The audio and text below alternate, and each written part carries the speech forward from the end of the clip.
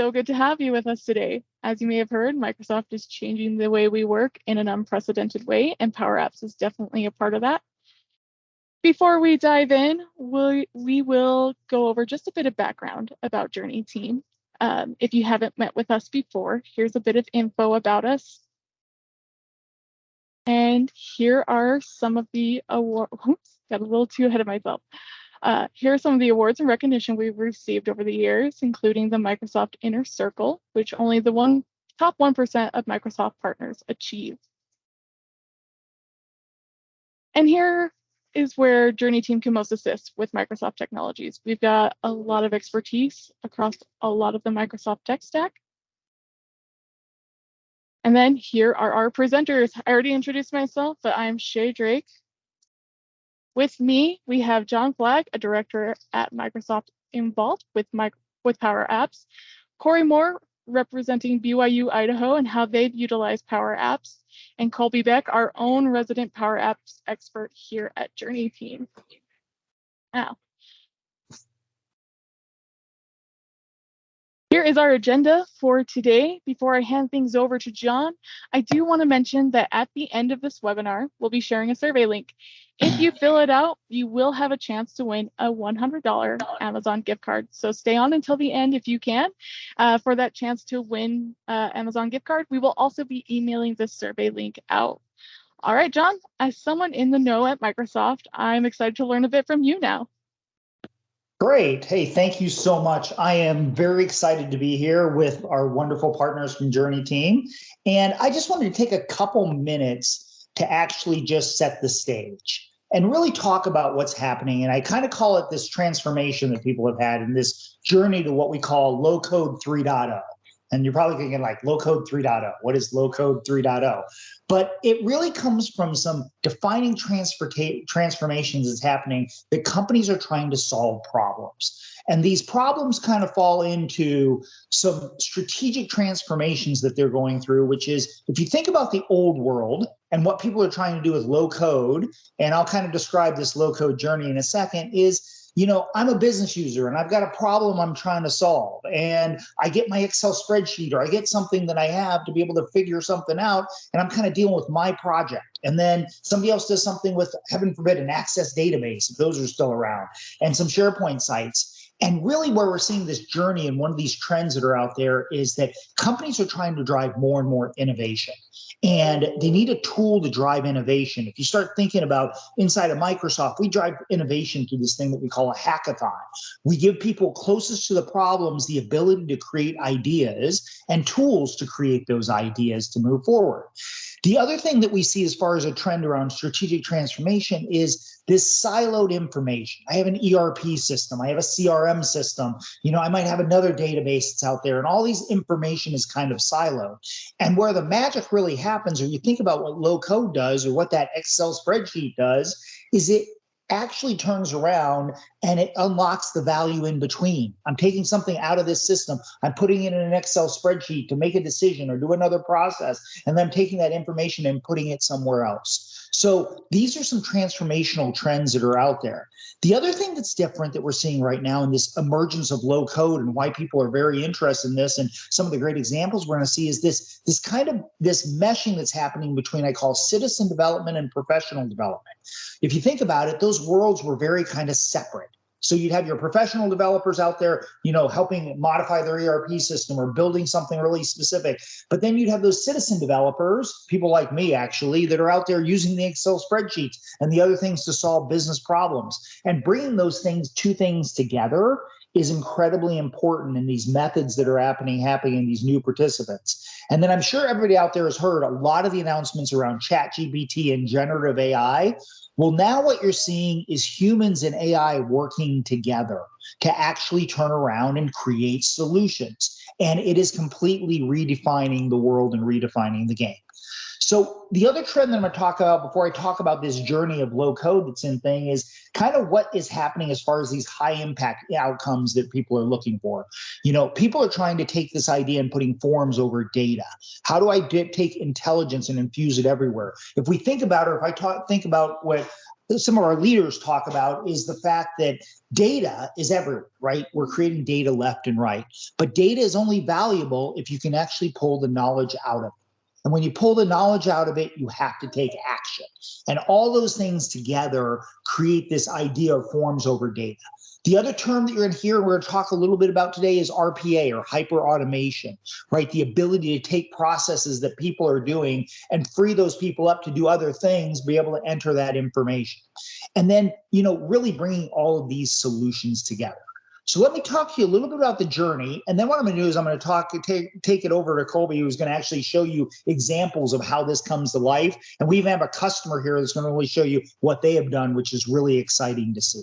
So when we start thinking about the journey of low code, okay, low code has been out there forever. Okay, as old as I am, it's been out there. If you think about what low code 1.0 was, okay, that really, if you think about it, was essentially low code 1.0 was essentially, if you think about it, Excel spreadsheets, access databases. I'll show my age when I say Lotus Notes. Okay, those were low code 1.0, and it's been around forever. Business users have always had to solve problems, and they would take whatever tools they have in place to solve those problems that are in place. So that was low code 1.0. And then you see this journey that ended up happening, no pun with my friends from JourneyTEAM there, but when you start thinking about that is we turn around and got to what was called low code 2.0. And those were really niche players that came out with either RPA solutions or little databases or other things that are out there, or little departmental CRM systems or departmental applications. And those became what we call low code 2.0. They solved problems. They were better than low code 1.0. They moved the ball forward, but they solved unique use cases, but those use cases really didn't work together. And that leads us to really the foundation of what we're going to talk about today, which is really low code 3.0. And what low code 3.0 is when you think about it, is it brings together all the tool sets I need to capture information, okay, to do something with the information, to do an automation or something in place, to analyze that information that I have in place. So being able to look at that and analyze it and get insights, to apply artificial intelligence to that information, and then to drive outcomes in either what I call a user interfaced environment, okay, which you think of what we call an application, or even a chat-based environment or a headless type of application that lets me solve problems. But it's a unique set of skills that are across all of these different components you need to solve a business problem. And that is what we call low code 3.0. And when you think about low code 3.0, it really comes down to this idea, and then I'm going to turn it over to Colby, is to be able to really bring all of those solutions together on top of a common data structure, okay, that you don't have to go create, with a security model and everything in place, coupled with governance, okay? And Colby's going to talk to you a little bit about that, around the ability to have governance on top of this to be able to support that, so IT and business can work together to solve problems. So that's low code 3.0. With that, I'm going to turn it over to my friend Colby, who's going to take you through the Power Platform, what it is, and actually help give you some examples, which I think will actually bring this to life. Awesome. All right. Thanks, John. Yeah, so my name is Colby. I'm just going to quickly go over high level, what is the Power Platform? What are all the different tools inside that you can utilize? And then I'm going to show a couple cool examples. And then we have, like we've mentioned, we have Corey from Brigham Young University, Idaho, who's going to talk about their journey using the Power Platform and how it's helped them solve a lot of problems and fill some gaps that needed to be filled. Then we're going to talk a little bit about AI, because that's what's super exciting right now. And then talk about governance. So what is the Power Platform? Well, it's awesome and it's powerful. So the Power Platform contains a lot of different low code solutions. So here, kind of on the middle bar there, you can see you have Power BI, Power Apps, Power Automate, Power Virtual Agents, Power Pages. Now, each one of these solutions is a low code tool that you can really hop in today and you can start building. So let's start on the left. So Power BI is a data visualization tool. It's very similar to, if you're familiar with Domo or Tableau, tools like that. The cool thing about Power BI is you can do the entire ETL process. So you can extract your data, transform it, and load it into simple, beautiful visualizations for your organization, for external customers. It's a really cool tool. So with Power BI, you can visualize all your data. Then we move over to Power Apps, which we'll be heavily talking about Power Apps today, and I'll be showing you some fun examples. So Power Apps, this is, I mean, it is exactly what it sounds like. It's where you can build applications. So you can build mobile apps, you can build desktop apps, apps for iPads. You can really build a lot of really cool things with Power Apps, and it helps. And the ability to create those apps, it's really fast, it's simple, and it's low code. Though you can make it pro code if you need to. Then we have Power Automate.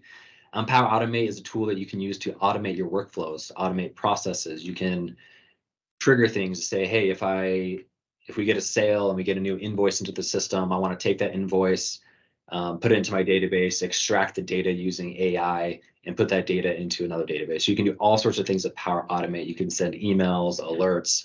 You can connect to Instagram if you want to for whatever reason. So you can do all sorts of cool things with Power Automate. Then we have Power Virtual Agents, which are essentially chatbots. This is a very exciting area right now because this is where we're seeing a lot of really cool applications of using ChatGPT, where you can actually embed a Power Virtual Agent in your website. So you can actually utilize ChatGPT, but in your website, and it can actually be querying your data if necessary. So a lot of really cool things with Power Virtual Agents. And then last but not least, we have Power Pages. Power Pages, it's a place where you can build websites. So I want you to think, like, if you're familiar with Squarespace, GoDaddy, Wix, websites like that, where you can kind of like drag and drop and create websites. That's what Power Pages are. But with Power Pages, you can have your backend be your actual data, whether it's a Dataverse or SQL. So Power Platform are those 5 tools there, but they can get enhanced by your data levels. So there on the bottom, you can see I have Dataverse. So Dataverse is a database that's part of the Power Platform, and it's a low-code database tool. You don't have to know how to write SQL statements or queries or anything like that in order to start building in there and creating your tables to hold all your data. So it's a really easy way to start building your database out. And the cool thing in the Power Platform is you don't have to use the Dataverse. You can use almost any data source out there. There are like over 350 existing data connectors that are pre-built. But if you don't have the exact one that you have in there, you can actually create custom connectors to connect to any data source. So you can pull from Postgres, MySQL, AWS, Google. Really, you can pull data from almost everywhere and utilize the Power Platform to enhance that data. And then we obviously, like I mentioned, we also have AI Builder. So you can start using AI with all of these different tools to really push the limits of the possibilities of Power Platform. And every day it just gets cooler and cooler of what you can do. And the possibilities are seemingly endless nowadays, which is wild. And then over there at the top, you can just see Dynamics 365, Office 365, and Azure. That's really how you're going to control the security. So who can access my apps, who can access my Power BI tables, who can access my data, and the security model gets really, really nice and specific. And the nice thing is since this is a Microsoft product and we're in the Power Platform, Microsoft is handling a lot of the security. So you can rest assured that your data is safe and your apps are safe from nefarious people. All right, so I love the Power Platform because all these tools, they integrate so well with each other. So with Power Automate, you can automate your data. Then in Power BI, you can analyze it. With Power Apps, you can act upon that data. With Power Pages, you can interact with websites with your external clients. And then with Power Virtual Agents, you can chat with whoever you need.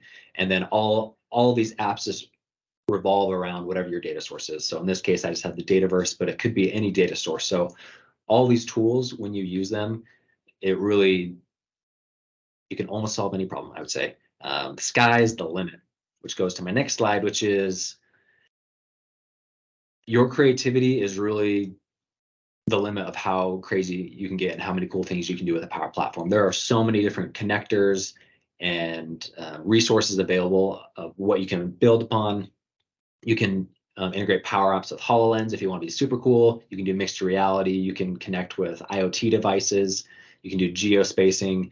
I mentioned AI Builder, robotic process automations. You can integrate with GitHub teams, portals, all sorts of things. So there are really and you never want to say there are no limits, but like I said, the limit is really your creativity. If you have problems that need to be solved, chances are that with the Power Platform, you can figure out and you can make it work. And there'll be simple ways that you can solve those problems, which is super exciting.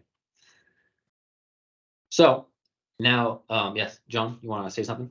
Yeah, Colby, I wanted to add the one thing is, the big trend we've seen, and I know you've seen this yourself, is the trend. I talked a lot about citizen developers and all of this security and everything being there, but we're seeing a big uptake, and where a lot of the investments Microsoft is putting forward is with professional developers. Professional developers are seeing how they can take this same tool set and develop faster. Their ability to already have an out-of-the-box security model, to have an out-of-the-box data model, to have an out-of-the-box, pieces of it. But then they can actually link into these Azure components you were talking about, GitHub and other things, and really solve difficult problems. But they can do it at the time to speed. I know you're a perfect example of it. You can turn around and now code even faster by utilizing these tools than the previous way of doing it. So we see that big uptake with professional developers too, because sometimes people think, oh, this is just for the citizen developer. It really isn't.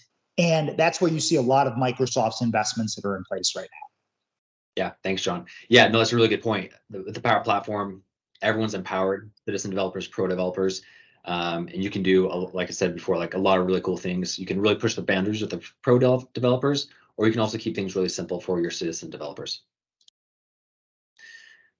Okay, now I'm going to go through 3 different examples of applications that we've built here at JourneyTEAM.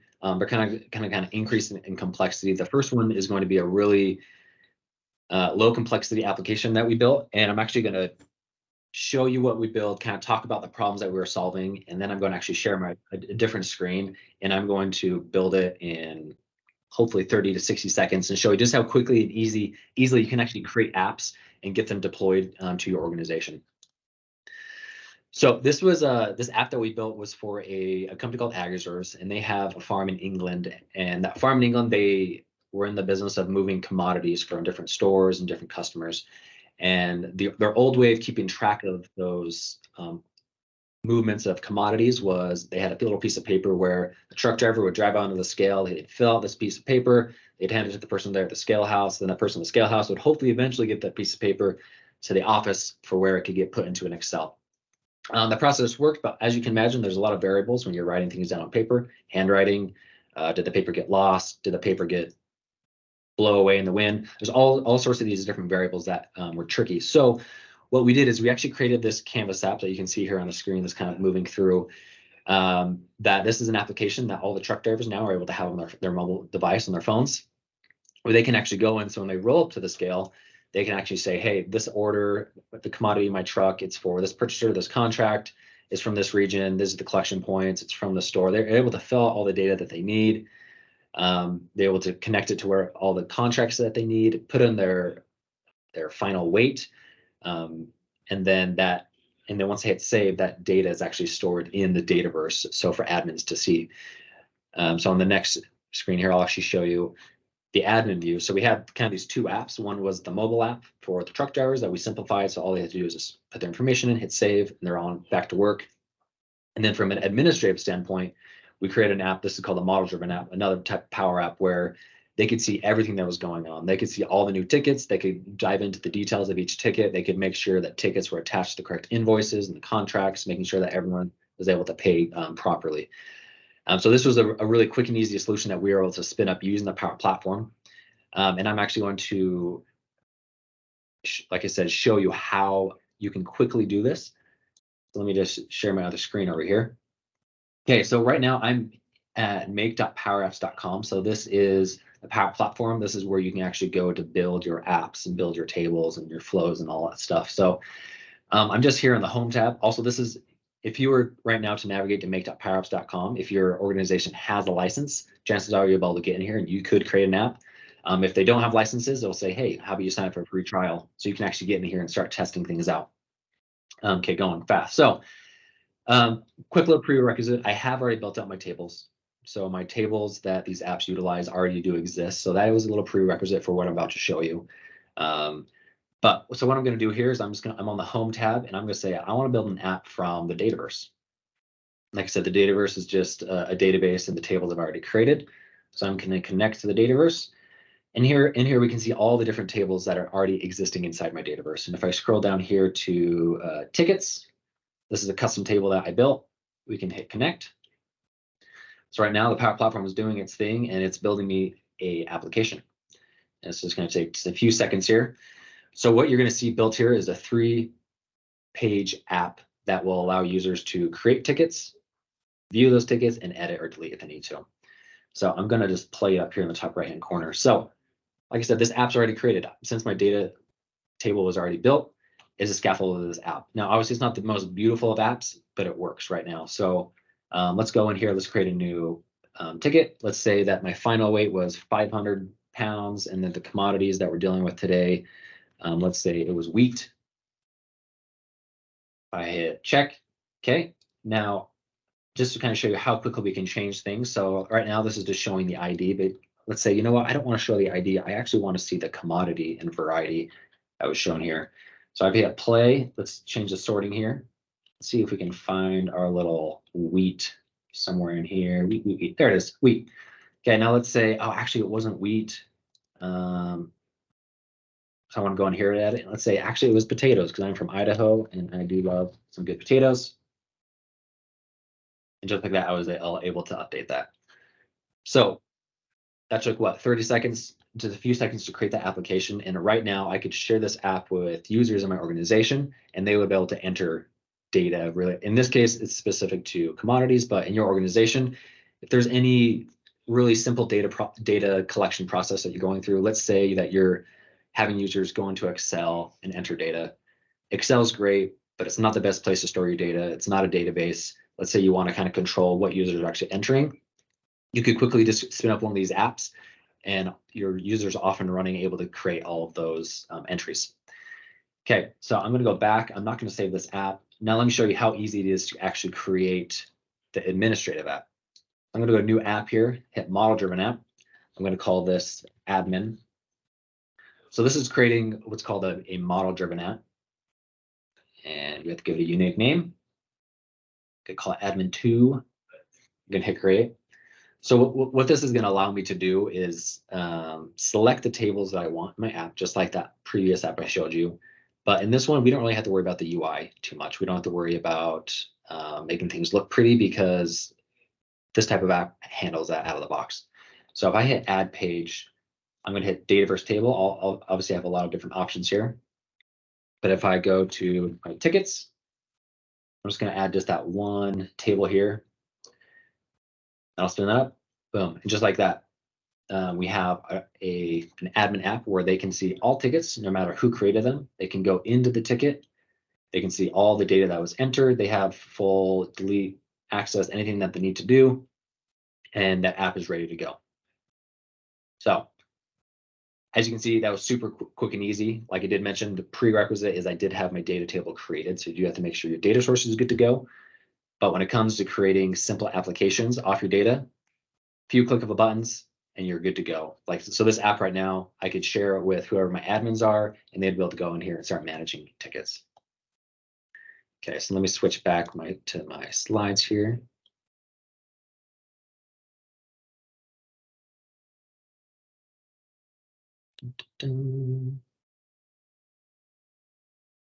Okay, so that was the low complexity, quick and easy app that we were able to create there.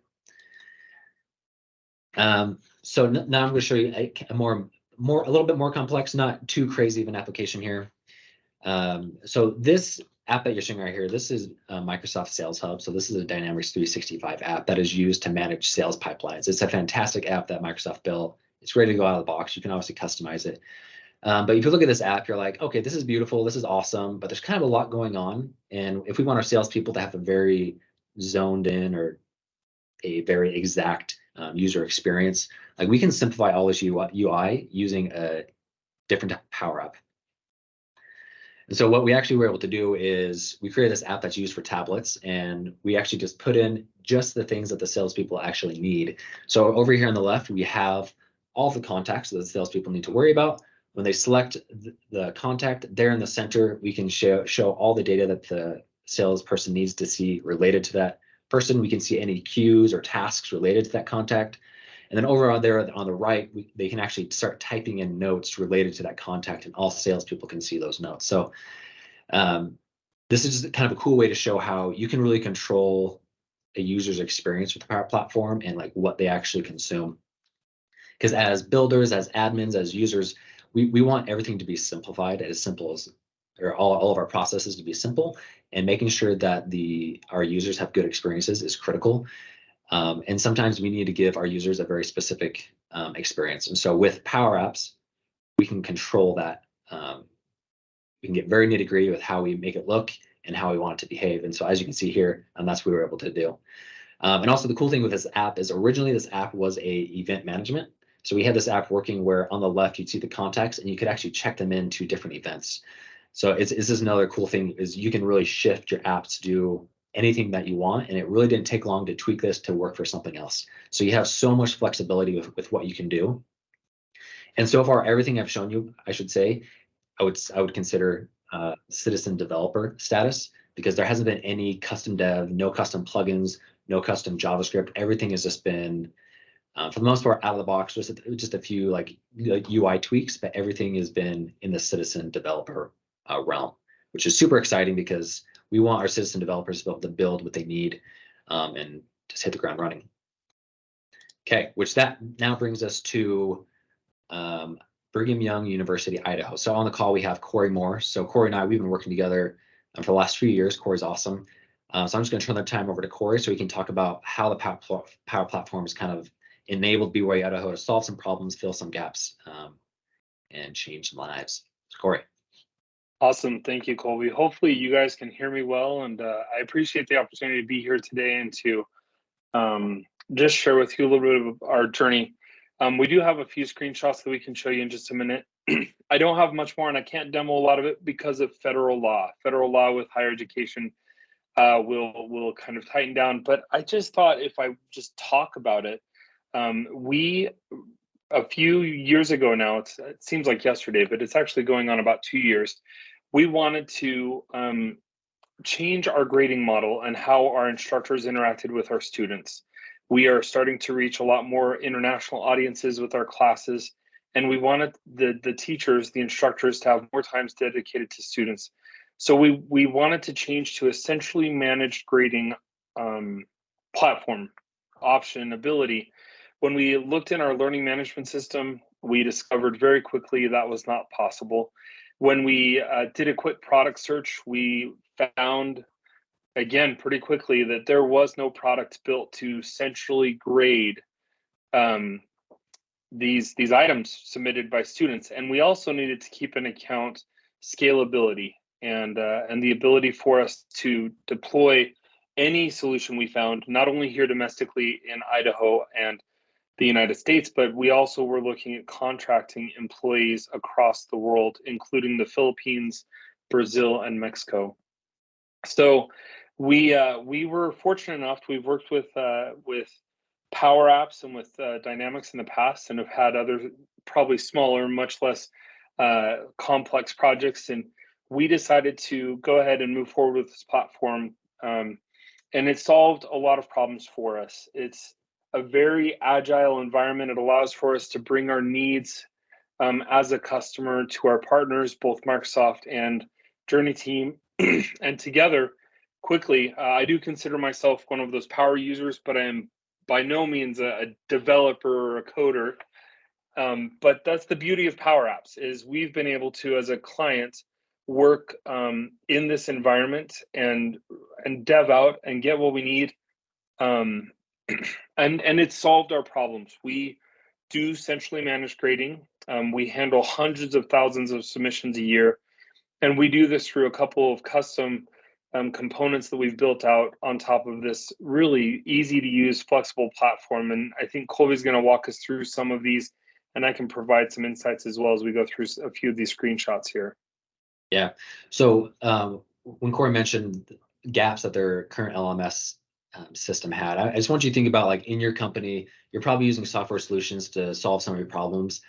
And there's a good chance that those solutions are probably amazing, but they probably have a few big gaps that need to be filled.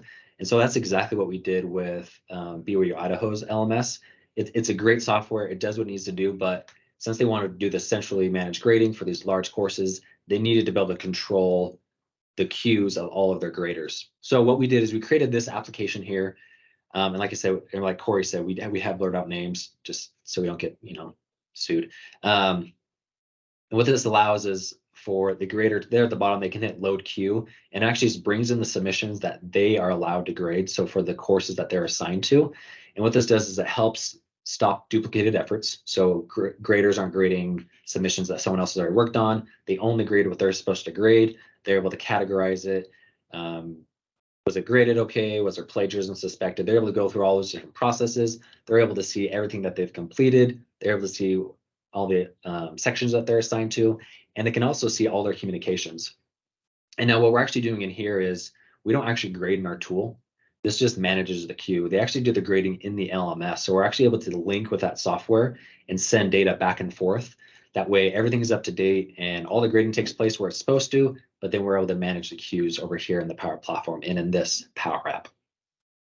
And Colby, I think that drives to the nice thing about this platform is you have these set of tools in front of you that are easy to connect to a myriad of sources, and it allows for you to fill in those gaps and really meet the needs that you have, like the ones that we've encountered in the centrally managed model. So. Yep. So this was the app that we built for graders. So this is a very standalone app where what you see on the screen, these are the only things we want them to be able to view, edit, and deal with. So we created a very custom user experience. But then we also created, kind of like I showed you in that example, we actually created an administrative app where you can have lead graders, Corey and his counterparts, where they can go in and they can actually manage all this grading. They can make sure that graders are assigned to the correct sections. Now, what you're seeing here on the screen here is the original way to assign a grader to a section probably took a good 15 to 20 clicks just to go through and make sure they're part of the right section. The visibility was kind of hard.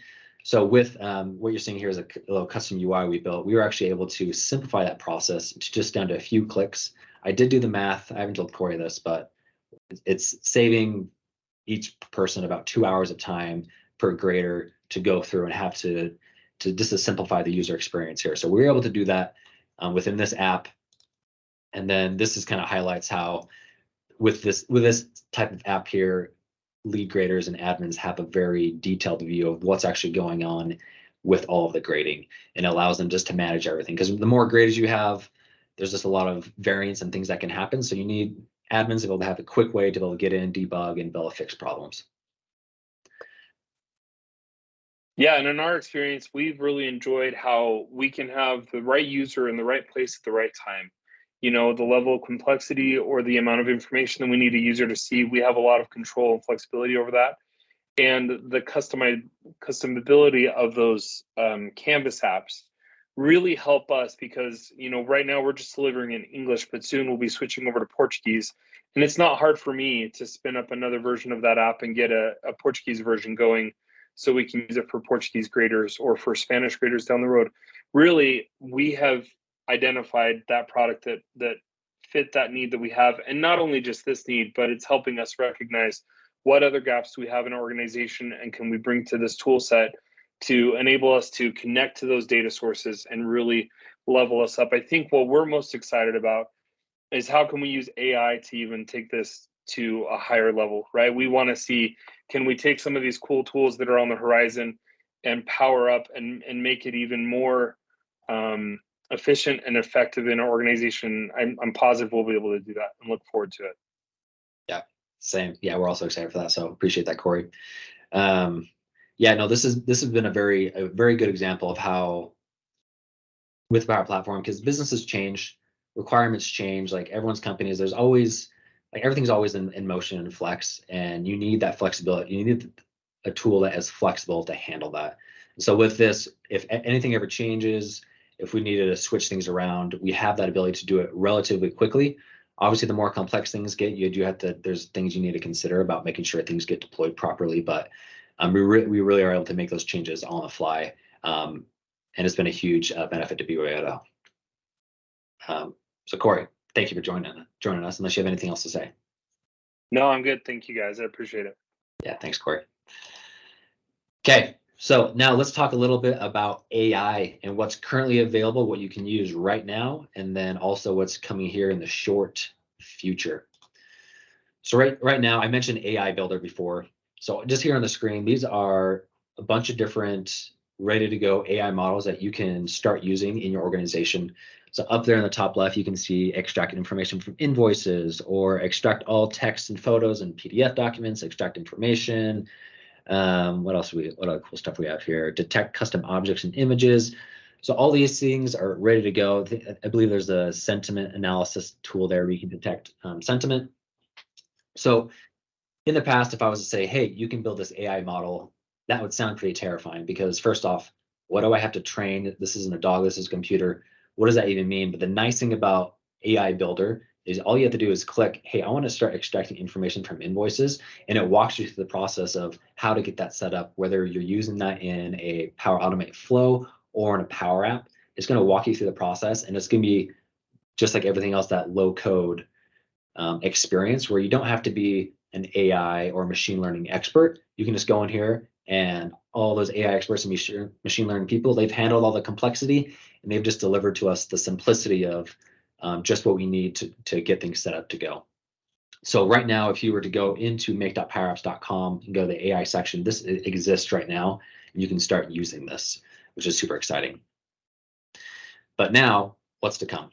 So obviously with ChatGPT, there's a lot of things that are changing, and Microsoft is embracing it to the fullest. Granted, they also basically own it. And so how I showed you how I built that app, how I was like clicking and I said, hey, I want to build an app, use this table. It's going to be the point, it's going to use this tool called Copilot, where you're able just to type in natural language, or say, hey, I need an app that does this, and with tables that do this. And it'll ask you a few questions saying, hey, what type of columns do you need? Do you want some dummy data? And then it'll scaffold the data tables for you, and it'll scaffold this app just kind of in this little video here. Super powerful, because this even more empowers your developers to build quickly and build things that probably in the past would have taken them a little bit longer to figure out, to make sure everything works correctly. But now with AI and with this Copilot, you'll be able to quickly spin up applications that work beautifully. So this is super exciting. Right now, you can sign up to be on the wait list for Copilot. I'm currently on the wait list. I'm super excited to get access to this, and that will be here in the next little bit. But it's going to be a super powerful tool to utilize in your organization. Hey, Colby, Yes. just really quick, because this somebody had a question about, do we have, I know this is like a preview feature that not everybody has access yet to, but do we have any info on additional licensing to utilize the AI Copilot feature? And John, you may also know this, or, Yes. you know.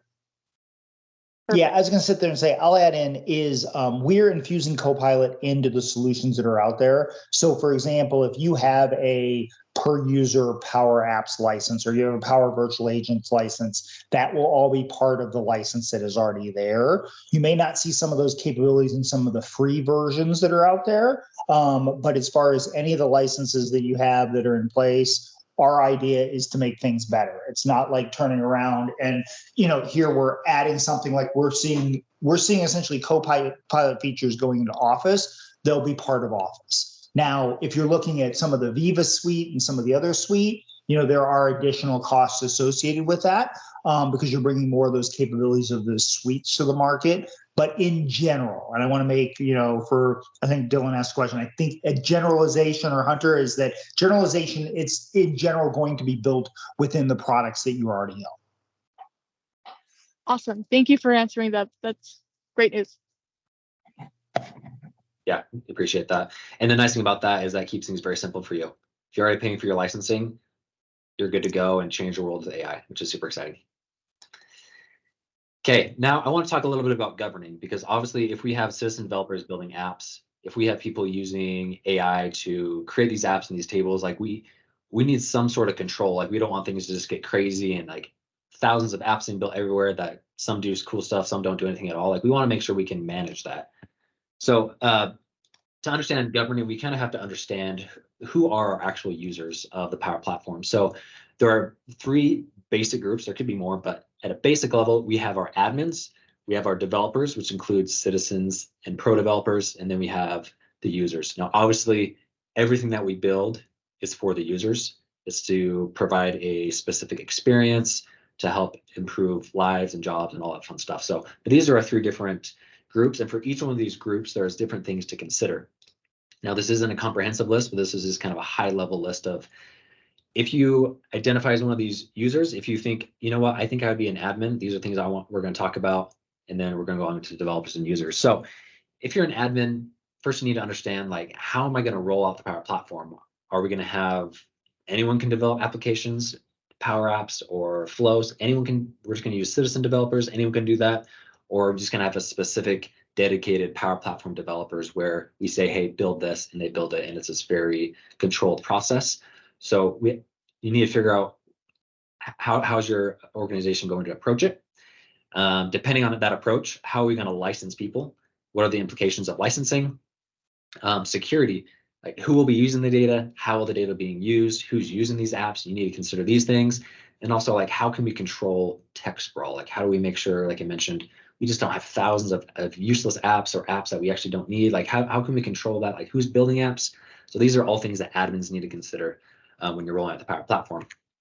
Now, if you're a developer, that's both a pro developer or just a citizen developer, first off, you need to understand, what's my data look like? What's my data model? Where am I saving my data? Like, what's going on with data? Because really, when it comes to Power Apps, all we're doing is just letting people interact with our data and have some sort of experience and do something with that data. So what is your data? You need to understand that. Then you also need to understand, like, how complex of a solution do we need to deploy? Is it like my first example where you just have a simple app where users can submit data and edit their data and then an admin app?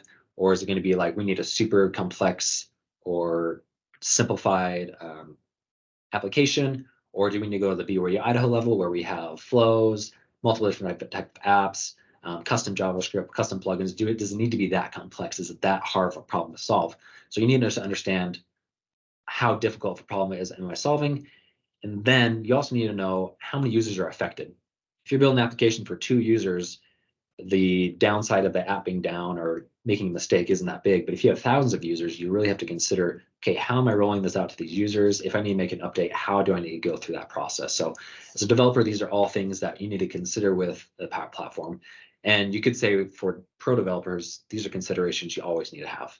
So these same considerations you would have with all the development you need to do, apply to the Power Platform as well. And then the last user is the end user. John, you guys see us happen? Okay. So our last user group are the actual users of our solutions. And from an end user, what they really care about is, does this solution solve my problem? Is my life simplified? Is my problem fixed? Does this help my job, or does this hinder, or is this slowing me down? So that's, as an end user, everything we build is geared towards this group here. And that's really all they care about is, are you making my life easier? Go ahead, John. Yeah, I was just going to add, because, all of this resides itself around the center of excellence. And I was just out at HIMSS, and I really wanted to talk about, a lot of people are getting involved with Power. They're using the version that comes with Office or with Windows to do an automation or anything else to get started. And that's fantastic, right? That's what those things are in place.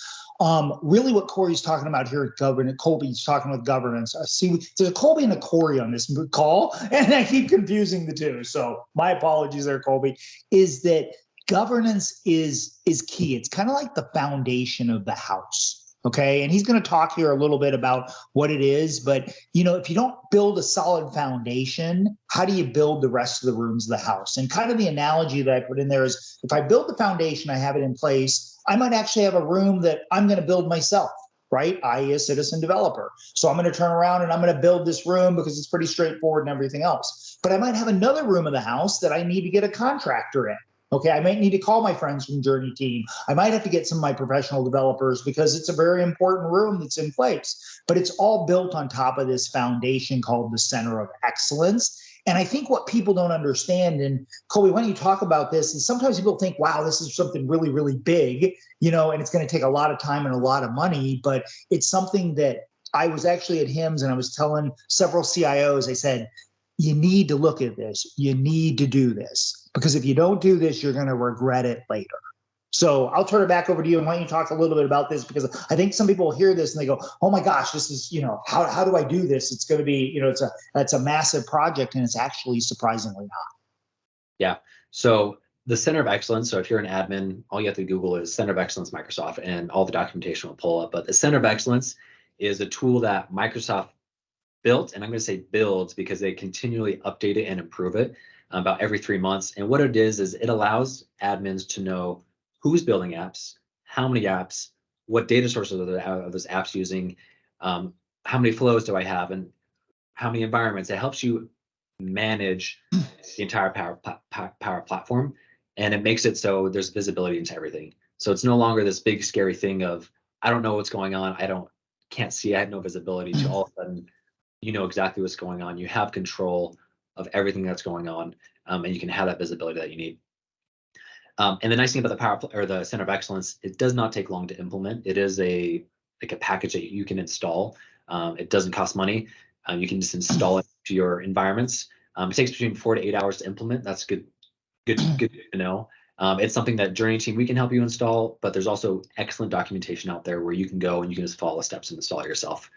And just like John said, this is also something that we try to get everyone to install, because we want everyone to feel like they have control over the Power Platform, because it is a platform, it's an amazing platform, but it's good to have control. It's a simple platform to start using, but control is also nice.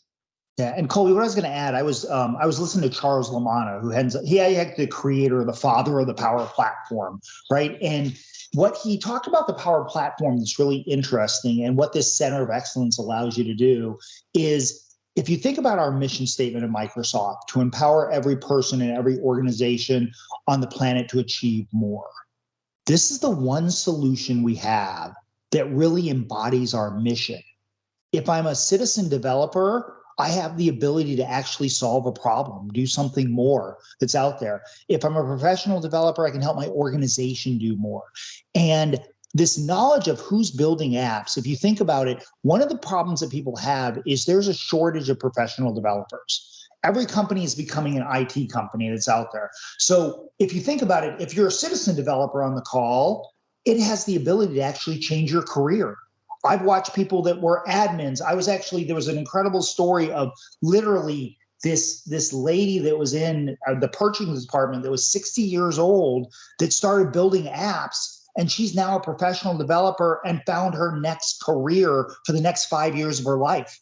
And she had to restart on something new. So if you think about it, what it also does, it allows the IT folks in the world to see who's developing apps. Oh, look, this one department has 10 apps. And you might find the diamond in the rough out there is this citizen developer, this person in the purchasing department that is building applications that can become a developer in your organization. And so when you think of that and what the Center of Excellence does, it essentially shines a light on what is happening and gives you control over it from the IT side, but it also lets you innovate. And the citizen developers that are on this call, it gives you the opportunity potentially to reinvent your career. And that's really exciting. And then when Charles talks about it, you get really excited about what the Power Platform can bring. Yeah, for sure. All right. Thanks, John. Okay. So briefly, I want to talk about the Power App Sherpa program that we have here at JourneyTEAM. So when you're looking at the Power Platform, there's kind of 3 different main ways that you can implement the Power Platform and start using it. So I'm going to talk about the 2 extremes, so solo and paid project first. So with a solo, this is you just going out there, you're looking at online forums, you're going to YouTube, you're attending webinars like this, trying to glean information, and you're really just going on kind of to John's analogy, you're building your house by yourself or building a room by yourself, and you're just going for it, which is an awesome way to do it. Or to the far other spectrum, there's paid projects. That's where you have a problem and you approach JourneyTEAM or another Microsoft partner, and you talk to a solution architect like myself, and you say, hey, this is the problem we're trying to solve. And then we work together to architect a solution, figure out what solutions we need, which from the Power Platform, Power Apps, Power Automate, like how we're going to solve that problem. And then we give you an estimate, and then we have this big project, and it's a lot of fun to go through that project with sprints. But it's really, you have a partner building everything and then doing the large part of it. So those are kind of the 2 extremes. But right down the center, there's the hybrid approach, which here at JourneyTEAM, we call it the Sherpa program. And that is where we actually help you build the house or build the room, but you, at the end of the day, are really fully responsible, and you're the one empowered to actually do the large majority of the work, so that you aren't dependent or reliant on anyone, but you just kind of have that focus or that extra attention. Because sometimes, think about it in school, sometimes you just need that little extra assistance. You need a teacher. You can say, hey, can you, like, I've been studying, but I have these few questions I just can't quite figure out. And that's what you have a teacher for. And so with the Sherpa program, what you can do is you work with JourneyTEAM, with me or another one of our solution architects, and we actually will train you. We'll give you some training. We'll have one-on-one sessions. We'll help guide you. We'll help you make sure that you're administrating the Power Platform correctly, make sure that you're deploying it correctly, going through all the right best practices, just to make sure that you feel confident in everything that you're doing. So with this, the hybrid approach, we help you with that, but at the end of the day, you're going to feel more empowered because you own it, you know what's going on, you know what you're building, but then you also have the confidence to know that you have us to help guide you right path, to help carry your pack up the mountain, as it were. So, and you'll be able to, if you are interested in the Sherpa program, you can reach out to us, and there will be a follow-up email where you can say, hey, if you do have some questions or want to have some further discussions about this, we can have those as well. All right, so I think now we're just gonna, looks like we have 9 minutes left. John, I don't know if you want to. You know what? I want to go back and address something. I think it was Dylan's question on licensing and things, and because I want to sit there, and I can't say that I set licensing at Microsoft, so I'm not responsible for anything. But there are things to think about when you especially think about generative AI. Okay, so for example, the example that Colby showed you where I'm in an application, I'm asking them for a type of app, or I'm asking for an automation, okay? And I'm taking advantage of essentially these large language models to find things that are in place and bring that back.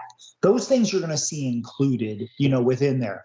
Now, I do wanna highlight though, is if you're looking at something like, let's say, Power Virtual Agents, where you're actually, the usage of it is very, very high of the AI pieces that are out there, because you can use it in every single chat, with every single agent that's using a chat, or every place that you've actually turned around and enabled that. In those situations, you can think about how those things drive compute, okay, and the usage of the cloud behind the scenes. So thinking about that, I'm not going to say that there's going to be anything additional, but when I look at things like Power Virtual Agents, I would think there may be things like right now there's some real specials going on to be able to get into Power Virtual Agents. If that's an area you're looking at, you might want to move quicker rather than later, because the price may increase if you just think about how the model works. So I just wanted to go back there to Dylan and kind of answer that question and put that point, because there are places where I can't say there's anything that I've seen definitely, but you can see where potential might be. So just wanted to kind of lay that point around on the licensing side. Awesome. Yeah, thanks, John. Yeah, it seems like there are a lot of questions about licensing, so we can kind of, I'll just generally talk about a little bit more about licensing. So Power Platform and all of Microsoft solutions, there's obviously a lot out there. And like if you're paying for like a really high expensive license to cover like the Sales Hub, you're going to get all the Power Platform included. But at a basic level, if we just want to talk about Power Apps, there are a few simple licensing options. There's a $5 license per user per month, or the $20 license per month. And now those licenses kind of give you different number of apps that you can access. One just gets you can only access one at a time. The $20 license gets you unlimited. So if you want to just keep it simple, those are kind of two different licensing structures. Yes, John? And to add a little bit more to it, you can pay as you go with your Azure subscription, okay, if you wanted to, which I know Colby didn't want to get into the difficulty there. There's things that come with the Office suite to be able to do things as some basic capabilities there. But the way I like to think about this is there's a tipping point. If you're building one app, the per app plan makes sense. I have one app, 20 people are going to use it, great. But it's kind of like the iPhone, if you think about it, is the more apps you put on the phone, the more value you get. So the whole thing is, if you're really committed to the innovation of your organization, once you have a per user license and you have unlimited apps, you can build as many apps as you want. Okay, so you kind of have a fixed cost moving forward, whether you have 20 apps or whether you have 1,000 apps that are out there on the per user basis versus the per app basis. So that's a good way to kind of just think about it. Sometimes there's a tipping point. So when you're getting started, you might use the per app piece. But if you really see it taking off, you might want to look at the per user base. We did have a few other questions that we have about 5 minutes left. So I'm like, Kevin had a couple questions that I think would be really good. Colby and John, you both may have some insight on this. Well, what's the advice for support? What if the citizen app developer doesn't want to be a citizen app supporter or changes roles or leaves the organization altogether? Do you have some thoughts around that? Yes, I do. John, do you want to go first? No, go ahead. I'll let you go first. I would say document. When you're building applications and you're building tables, build entity relationship diagrams. If you don't know what that is, diagram it any way you can to show this is what my apps do and this is the data that it touches. That way, if you do leave, someone else can come in and they can say, oh, this is exactly what Kevin was working on, and then they can take over from there. So just making sure that you're just documenting what you're doing is a huge. And I'll just add to that, what you see is, I think Colby said, the center of excellence is this living, breathing thing. And the problems you're describing are the parts of the solution we keep adding to.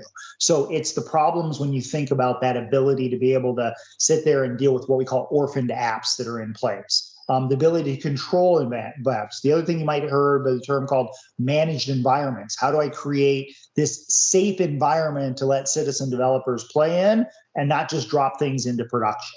So it's all these kind of things that come into play around the governance piece. And the thing that you have to think about, what makes this so different, because you're in the cloud, you now have visibility. If I compare and contrast that to showing my age in the Lotus Notes world, right? In that world, it was kind of on-premise and people did something over here and then they did something over there, or the Excel spreadsheet, you have this shadow IT view that you didn't know what was going on. Here, the moment literally when somebody builds something, you can see that a new app that has come in place. You can go question it. You can provide support. You can do different things. So it really comes down to, we keep adding more of those capabilities to address issues like that within the center of excellence. Awesome. And then this is another one of, can you walk through how to set up your data tables that your Power App can access? I don't know if I have the time to walk through that in the last 3 minutes, of how to set that up. I figured maybe you could kind of give, I don't know if there's like a shortened, maybe how to do that, or things to keep in mind while you're setting data tables up. Yeah, and maybe that comes back to the documentation part of like what you need to. Yeah, I would say like if you're going to start building out data tables, the first thing I do is I always diagram it first. Before I start anything, I always write it out. I draw it out, make sure I have a good idea of what's actually going on. Because you don't want to build and then say that wasn't right, rebuild and rebuild and rebuild. So yeah, diagramming first and then actually going in to the Dataverse, and you can just actually just go into the tables. And Colby, I think that's the important thing is when you look at some people, what we see is when people are trying to do things with like the free version, and I get why people do that, it's in place and they build things on SharePoint. Okay, well then they don't have a data structure. They don't have a data model that's in place. The reason we created the Dataverse is really something that is called the common data model. So we've defined a lot of entities already in place there. So you're not building all those things from scratch. So, that's the real reason why you want to use Dataverse. Now, Dataverse does drive one of those paid type of licenses. So there is a cost associated with it. And so it's understanding it, but it's usually much, much better than using a SharePoint list or doing something like that. Yeah. And so I just pulled up here just the Dataverse itself. So over here, I'm make.powerapps.com. I selected tables over here on the left. You can see a lot of these are default tables. You can see standard, like a lot when you create an environment, this database is scaffolded for you. Each one of these tables has all the metadata that you need for an account. It already has all the basic data that you need for an account table. So you need first name, company name, address, all that's created out. Like you don't want to spend your time building all these columns. This is done out of the box. Yep.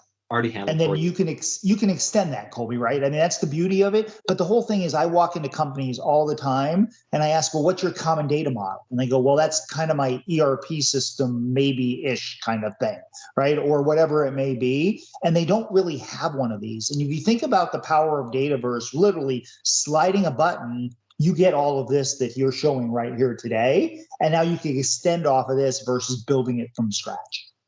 Yep, 100%. So yeah, definitely. I think Dillian said this: leverage default tables where you can, because Microsoft has done a lot of the hard lifting there, and a lot of it is good to go. But you can create custom tables, as many as you want, and all the columns that you need. Awesome. Really great information.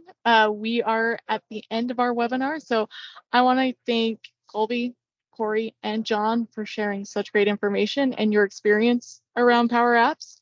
Also, a big thank you to everyone for joining us. If you have any further questions, you can drop them in the chat. You can add them to the survey that we shared in the chat. We'll also be sending that survey out over email. Remember, you do have a chance to win a $100 Amazon gift card. And you can also send questions to us at info@journeyteam.com. Any final parting words from our guests? Best of luck. Get in Thank there. you, guys. No, I'll just say this parting words. Most likely everybody on this call is a Microsoft customer. And I can't tell you from the bottom of my heart how much we appreciate your business.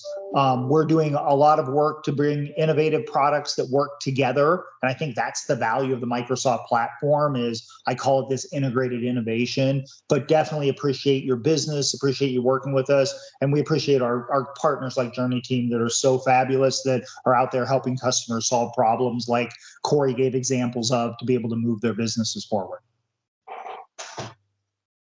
Perfect. Well, thanks again, everyone.